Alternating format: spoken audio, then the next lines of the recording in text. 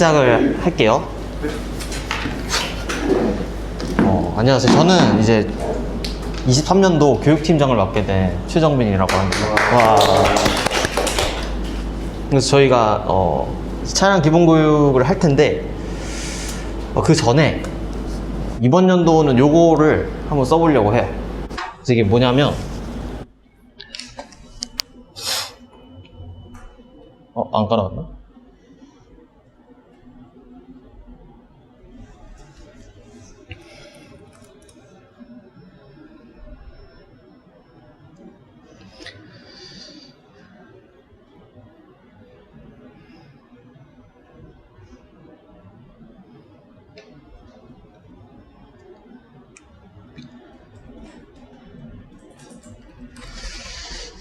이런 페이지를 제가 만들었습니다.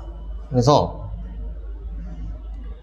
이렇게 보시면 이게 스케줄 관리 앱인데 이렇게 한눈에 볼 수 있는 이런 캘린더 같이 생긴 것들 있죠. 그리고 그 밑에 더 내리면 이제 파트별로 구간을 나눠 놨어요. 그래서 개인적으로 뭘 했으면 좋겠냐면 이제 제 파트가 샤시 2니까 들어가서 보면은 이제 파트별로 이렇게 제 구역을 나눠 놓는데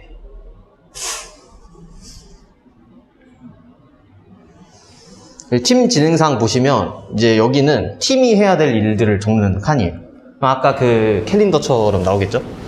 그리고 그러면 이제 팀 일정이 정해졌으면 이제 개인별로 할 일이 있을 거 아니에요. 그러면 그 일들을 여기 칸에 하시면 되는데 뭐 예를 들어서 여기다 새로 만들어서 이제 뭐 오늘 오기를 적고 미정을 누르면 저는 다 해놨는데 여기서 이제 저희 팀원들이 이제 누구 일인지 이렇게 선택할 수 있고 지금 어느 상태에 있는지 이런 식으로 팀원들 간에 서로 일정을 공유할 수 있는 좋은 수단이라고 생각해서 이걸 쓰기로 할 거고요. 이거는 끝나고 제가 올려드리도록 하겠습니다.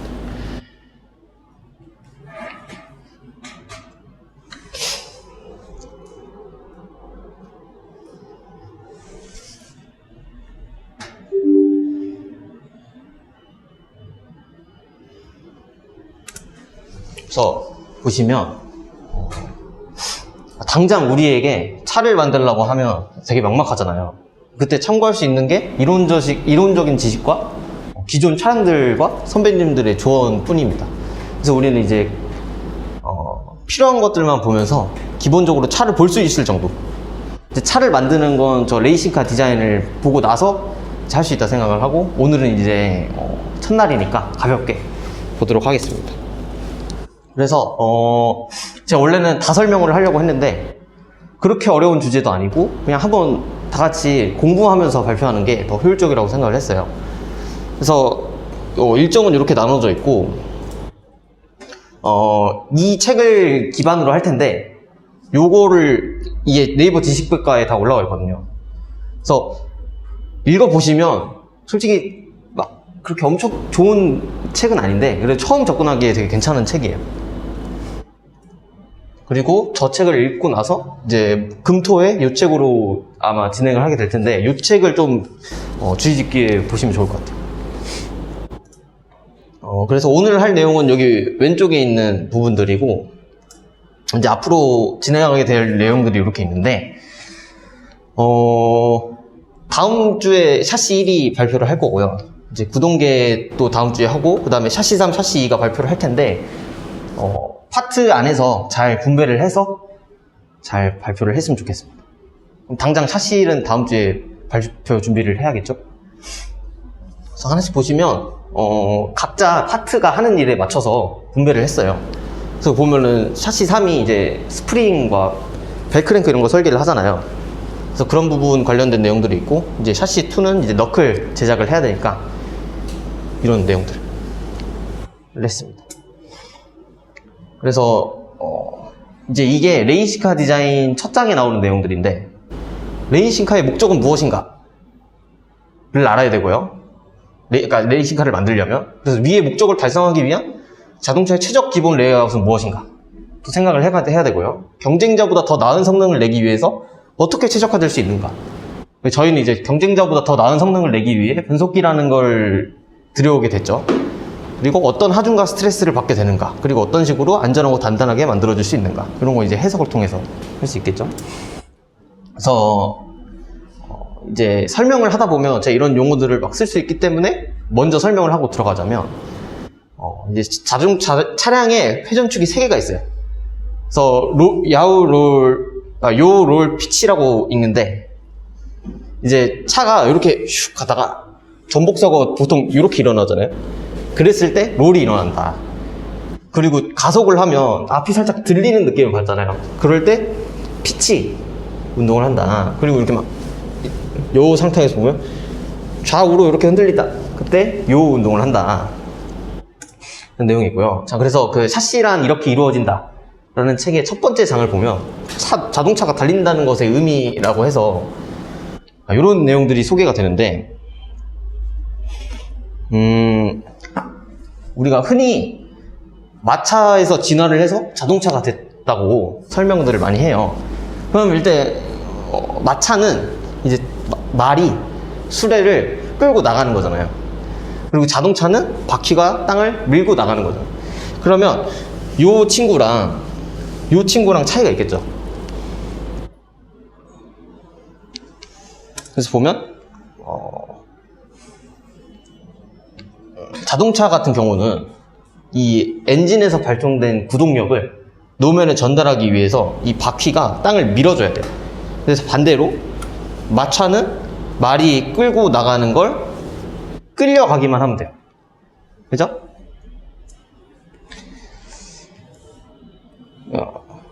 그래서 이 마차에서는 실제로 앞을 나가게 하는 거는 말의 발굽이잖아요. 근데 우리가 만약에 아이스링크장에 있다고 생각을 해보면 우리가 달리기를 하려고 할 때 달리기가 잘 안 되잖아요. 그러면 왜 달리기가 잘 안 될까요? 미끄러워서. 그러면은 지면과 내 발 사이에 마찰력이 있어야 된다는 얘기잖아요. 그래서 앞으로 이 책에서 얘기할 게, 그러면 자동차가 가기 위해서 노면과 바퀴 사이에 마찰력이 있어야 된다. 뭐보다 큰? 구동력보다 큰. 그래야 구동력이 온전히 전달이 될 테니까. 그래서 자동차에 달린 바퀴를 구동바퀴라고 합니다. 그래서 써있는 걸 읽어보면 차축에 적용하는 회전력을 이용하여 바퀴의 타이어로 구동력을 발생시킬 수 있는 바퀴. 피동바퀴는 단지 구르는 기능만을 위한 바퀴이다. 이런 내용이 있습니다. 그리고 또 요 장에서 얘기하는 게 구름저항이라는 친구인데, 이제 자동차가 가다 보면 이제 타이어에 구름을 방해하는 요소들이 있어요. 그래서 그 방해하는 힘을 구름저항이라고 합니다. 여기까지가 첫 장 내용이었고, 그래서 2장에 오면 타이어의 노면과 마찰력에 대해 설명을 해요. 근데 보면은 레이싱카 디자인도 그렇고 샤시는 이렇게 되어 있다도 그렇고, 왜 대부분의 책에서 바퀴에 대해서 먼저 설명을 할까 라고 한번 의문을 갖고 들어왔으면 좋겠어요. 그래서 이 상태가 지금 구동력이 바닥에 전달이 안 되는 상태입니다. 그죠? 엔진은 지금 계속 돌고 있는데 마찰력이 없으니까 계속 그냥 공회전만 도는 상태예요. 그래서 타이어가 회전하는데 앞으로 가지 못하고 제자리에서 헛도는 현상을 슬립이라고 합니다. 그럼 이 상황은 구동력이 마찰력보다 큰 상황이겠죠? 그러면 저희는 모터를 쓰잖아요? 그럼 모터의 힘을 온전히 다 쓰려면 타이어가 뒷받침되어야겠네요. 그래서 보시면 저희가 처음 마차 바퀴에서 이제 솔리드 타이어라고 고무로 가득 찬 타이어가 있었어요. 근데 그 타이어가 생각보다 좋지 못하니까 지금의 공기 주입식 타이어로 바뀌었는데, 결국에는 엔진의 회전력을 노면에 전달하기 위해서 이런 발전들이 이루어졌다라는 내용입니다. 그래서 이 노면이 뭐냐라고 하실 수 있는데, 타이어와 맞닿는 지면을 생각하시면 돼요. 그래서 아까 했던 얘기, 높은 출력을 가지는 차는 그 성능을 뒷받침할 수 있는 타이어를 사용해야 한다. 근데 여기서 또 물을 수 있어요. 우리 차가 직선 주행에서 타이어 슬립이 날 만큼 동력이 큰가? 라고 물었을 때 그건 아니에요. 그렇다면 왜 타이어가 중요할까? 라는 질문에 한번 조금 생각을 한번 대답해 보시겠어요? 왜 타이어가 중요할까요?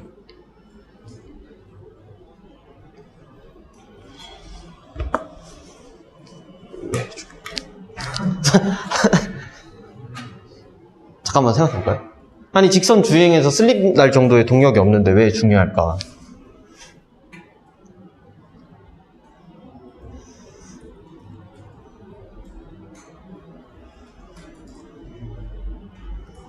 동력을 효율적으로 사용하는 그것도 있어요. 근데 보시면 많은 이유가 있지만 이 타이어 면에 컨택 패치에 횡 마찰력과 종 마찰력을 동시에 받는 코너링 상황에서 이 그립이 부족할 수 있어요. 그립이 보시면 슬립이 나지 않고 주행하는 상태라고 되어 있죠. 그럼 아까 슬립은 뭐였죠? 엔진의 회전력이 노면에 전달되지 않는 상태. 그래서 보시면 이게 뭐냐면 이거는 타이어입니다. 보시면 아시겠지만 그러면 지금 각에 따라서 지금 타이어가 지금 미끄러져 있죠. 그럼 이런 상황을 가정을 해보면 이게 코너링 상황일 거 아니에요. 그럼 코너링 상황에서는 저희가 횡가속도라는 걸 받게 됩니다. 그 상황에서 타이어가 버틸 수 있느냐, 그것까지 생각해서 타이어를 선정을 해야 된다. 그래서 결국 저희가 이 내용을 보면서 저희의 목표를 생각해 볼 수 있는데, 저희의 목표는 차의 하중을 4바퀴에 고르게 분배하는 거예요. 그래서 한쪽 타이어에 하중이 집중되면 그립을 잃는 상황이 발생할 수 있어요. 그럼 앞으로 저희는 이 차를 만들기 위해서 그 현상을 막기 위해 어떤 노력들을 해왔을까?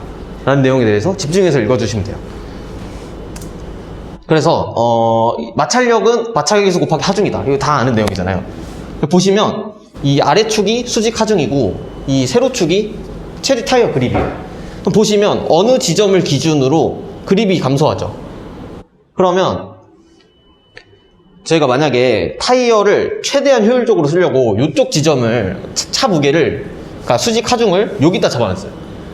근데 코너링 상황에서 만약에 제가 이렇게 코너링을 한다고 치면 바깥쪽 바퀴에 하중이 조금 쏠리겠죠. 그러면 하중이 쏠리면서 수직 하중이 이쪽을 넘어갈 수도 있겠죠. 그러면 그립을 잃게 되겠죠.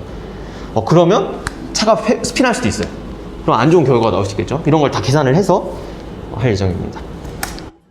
자, 그 다음 장 내용입니다. 서스펜션의 기능. 자, 그래서 앞으로 이 타이어에 대해서 조금 더 설명을 하는데,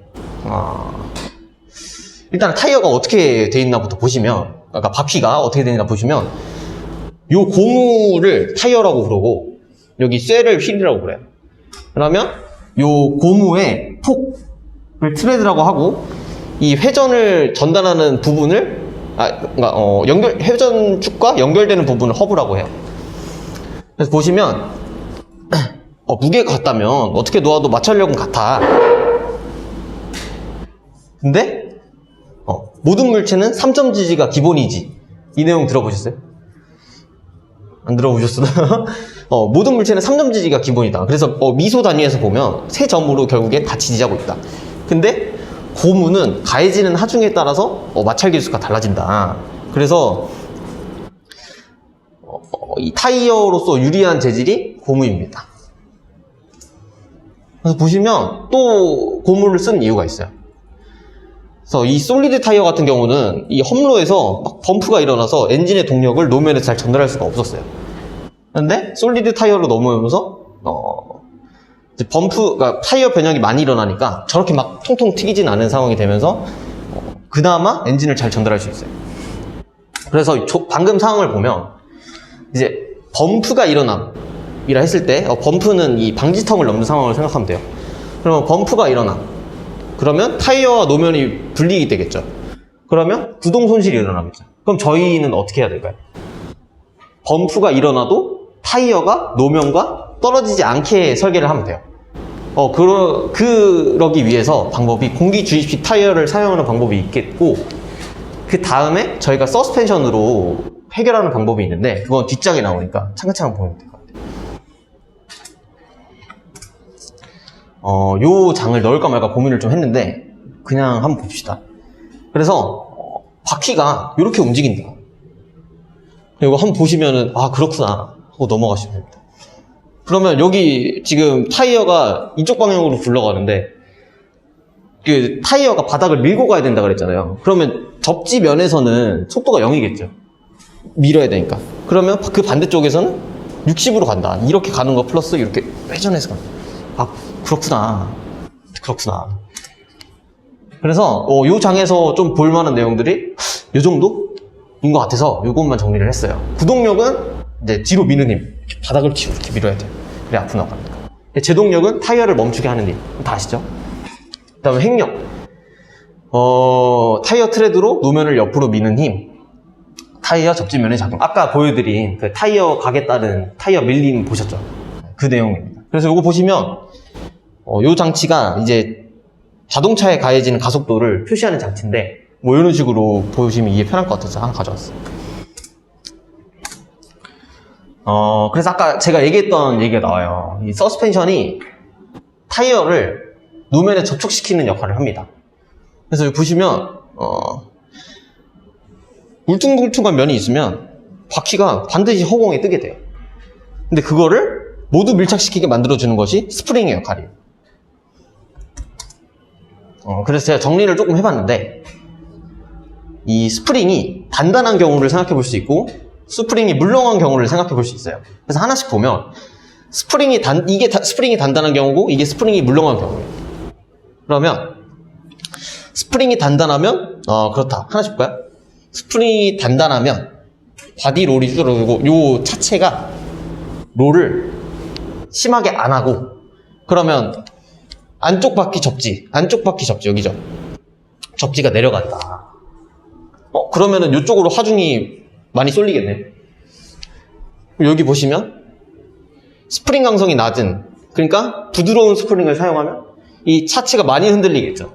그러면 바디롤이 증가한다 라는 내용인데, 그러면 아니 이렇게 가든 결국에는 코너만 잘 돌아내면 되는 거 아니야? 라고 할 수 있는데, 이 스프링 설정에 따라서 이 타이어 접지에 따른 마찰력이 달라집니다. 그래서 저희는 요걸 고려한 설계를 할 거예요. 그래서 오늘은 첫날이어서 가볍게 준비를 했습니다. 그리고 제가 용접 교육까지 할 건데 간단하게만 보시면 용접 뜻이 이거래요. 열과 압력으로 접합하는 기술이구나. 그래서 요 네 가지가 있는데 하나씩 봅시다. 저희가 쓸 게 이거예요. 가스 텅스텐 아크 웰딩인데 여기 이게 용접기인데 이 용접기 끝에 텅스텐 봉이라는 걸 사용해요. 그래서 텅스텐을 전극으로 사용해서 전기로 용접을 하는 겁니다. 그러면 이제 철에 열이 가해지게 되면 산화를 하잖아요. 그래서 이 차폐가스라는 것이, 그러니까 반응을 안 하는 친구들, 차폐가스들이 그 산화를 막아줍니다.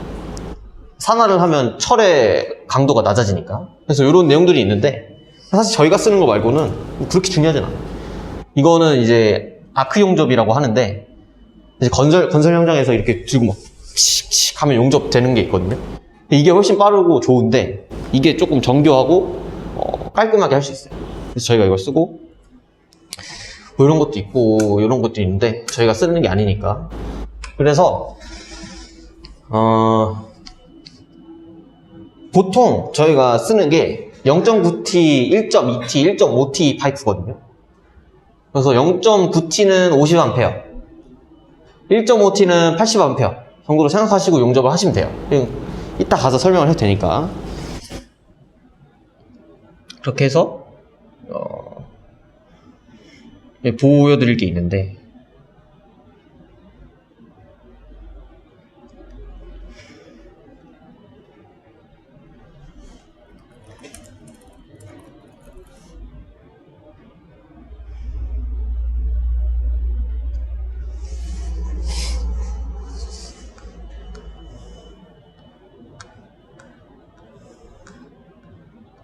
이런 용접기를 쓰게 될 거예요, 저희가. 보시면 이렇게 다 있는데 전원은 알고 이 웰드 커런트가 라는 데가 있어요. 이게 제가 아까 말했던 전류. 그래서 저희가 보통 요 전류를 건드리게 될 거예요. 얇은 판은 낮은 전류로, 높은 판은 높은 전류로. 그래서 또 보시면 여기 기능을 선택할 수 있는 부분들이 나와요. 그래서 하나씩 보시면 이제 크레이터라는 친구가 어떤 개념이라고 생각하시면 되면 용접기가 갑자기 꽝 하고 쏘게 되면 이 철이 놀랄 수 있다. 갑자기 막 열을 갑자기 받으니까 변형이 일어날 수 있기 때문에 살짝 약한 전류로 먼저 녹여주는 역할을 하거든요. 근데 만약에 그냥 짧게 이렇게 쓱 하고 싶다. 그럼 이제 크레이터 없음을 하면 돼요. 근데 이제 크레이터 1회를 선택하는 경우도 있는데 저희가 용가제라는 걸 사용을 해요. 이제 철로만 하면 그 철이 모자랄 수 있잖아요. 이렇게 그 모자란 경우가 있는데 그럴 때 용가제를 채워서 용접을 하게 될 텐데 그때 용가제 녹이는 용도로 크레이터 1회를 사용하게 됩니다. 그리고 크레이터 반복은 이 낮은 전류로 시작해서 떼면 큰 전류가 나오고 다시 낮은 전류가 나오고 큰 전류, 낮은 전류, 큰 전류 이걸 반복하는 친구예요. 그래서 계속 작업할 때 요거 쓰시면 되고 이제 스폰 용접이나 수용접은 저희가 쓸 일이 없기 때문에 설명하지 않도록 하겠습니다.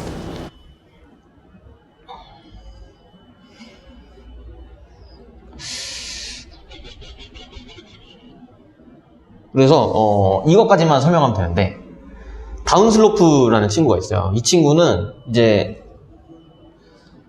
그 강한 전류에서 낮은 전류로 마지막에 내려오거든요. 근데 그 시간을 조정해주는 친구예요. 그래서 요거는 건들 일이 아마 없을 거예요. 저희가 설정을 다 해놓으면. 그 다음에 펄스도 쓸 일 없고